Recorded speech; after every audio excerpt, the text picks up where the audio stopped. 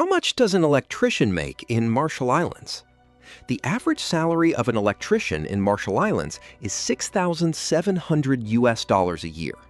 That drops to $6,000 after tax, which brings home roughly $500 each month. Big cities like Majuro pay noticeably more, so an average electrician income there reaches $7,100 after tax. While living outside the main hubs means a lower electrician salary in Marshall Islands, cheaper daily expenses usually make up for it. Starting out as a beginner keeps your pay well below the average, but you will see your electrician wages go up fast early in your career. Pay eventually levels off unless you move into higher roles, though getting a university degree helps you earn more and advance toward positions like site supervisor or electrical engineer. Larger international companies pay substantially higher than small local firms, so choosing the right employer adds up to a much bigger take-home pay over time.